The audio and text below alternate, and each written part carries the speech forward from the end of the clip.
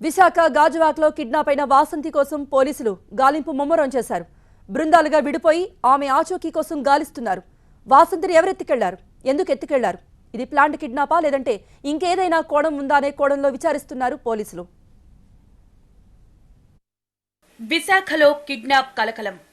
వాసంతి అనే యువతిని ఎత్తుకు వెళ్లిన దుండగులు గుర్తు తెలియని వ్యక్తులు కిడ్నాప్ చేశారని మెసేజ్ చేసిన వాసంతి.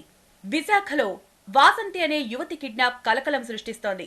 స్నేహితురాల దగ్గరకు వెళ్లి ఇంటికి తిరిగొస్తుండగా కోరమాండల్ గేట్ దగ్గర గుర్తు తెలియని వ్యక్తులు వాసంతిని ఆటోలో బలవంతంగా ఎత్తుకువెళ్లారు. గమనించిన స్థానికులు అలర్ట్ అయ్యేలోపే దుండగులు పారిపోయారు. స్థానికులు ఇచ్చిన సమాచారంతో స్పాట్ కు చేరుకున్న పోలీసులు వివరాలు అడిగి తెలుసుకున్నారు. అనంతరం ఆమె మొబైల్ నెంబర్ సిగ్నల్స్ ఆధారంగా దర్యాప్తు మొదలుపెట్టారు. ఓవైపు పోలీసులు దర్యాప్తు చేస్తుండగానే మరోవైపు బంధువులకు వాసంతి నుంచి మెసేజ్ వచ్చింది. తననెవరో కారులో తీసుకెళ్తున్నారని, వారి నుంచి తప్పించుకోవడానికి ప్రయత్నిస్తున్నారని మెసేజ్లో పేర్కొంది. మెసేజ్ను బట్టి చూస్తే వాసంతి చాలా క్రిటికల్ పొజిషన్లో ఉన్నట్టు తెలుస్తోంది. వాసంతిని బలవంతంగా ఎత్తుకెళ్లింది బాగా తెలిసిన వాళ్లేనా? డబ్బు కోసం గుర్తు తెలియని వ్యక్తులు కిడ్నాప్ చేశారా అన్నది సస్పెన్స్ గా మారింది. అయితే ఇప్పటి వరకు కిడ్నాపర్ల నుంచి ఎలాంటి సమాచారం రాలేదు. గంటలు గడిచినా తమ బిడ్డ జాడ తెలియకపోవడంతో కుటుంబ సభ్యుల్లో ఆందోళన నెలకొంది. 9:30 ఫ్రెండ్ ఇంటికి వెళ్ళి వస్తున్నానండి. ఫ్రెండ్ దగ్గరికి వెళ్ళి మాట్లాడింది. వస్తూ కూడా నాకు ఫోన్ చేసింది, అమ్మ వచ్చేస్తున్నాను ఇంటికని. ఆ తర్వాత కొంతసేపటికి అబ్బాయి వచ్చాడు. వచ్చి నేను ఆ అబ్బాయి నాకు మెసేజ్ పెట్టిందంటే ఎవరో తీసుకెళ్ళిపోతున్నారంట అని.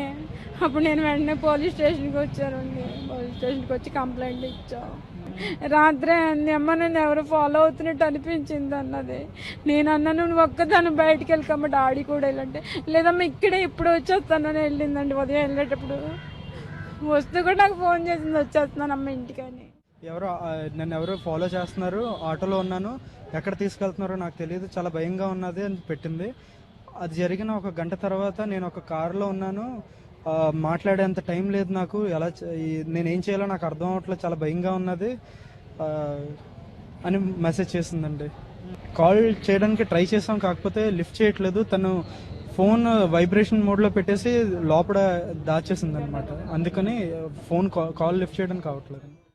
యువతి మొబైల్ ఫోన్ సిగ్నల్ ఎక్కడి వరకు వెళ్లాయి, ఏ ఏరియా నుంచి ఏ ఏరియాకు వెళ్తున్నాయో ఎప్పటికప్పుడు గమనిస్తున్నారు పోలీసులు. ఇమీడియట్గా సెల్ ఫోన్ ట్రాక్ చేస్తున్నాం. అమ్మాయి అంటే పిక్చర్ క్లారిటీగా లేదు, ఎవరు చేశారు ఏం చేశారు, కనీసం కారులో బలవంతంగా లాక్ కిల్లర్ అని మాత్రం ఎక్కడా లేదు, మనకి పిక్చర్ లేదు.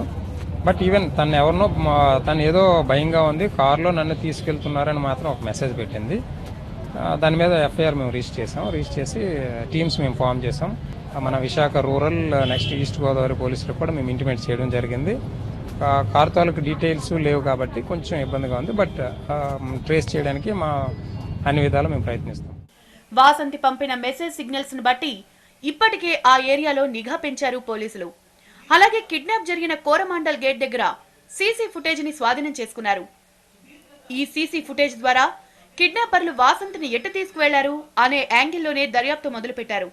త్వరలోనే వాసంతి కిడ్నాప్ మిస్టరీ ఛేదిస్తామంటున్నారు విశాఖ పోలీసులు.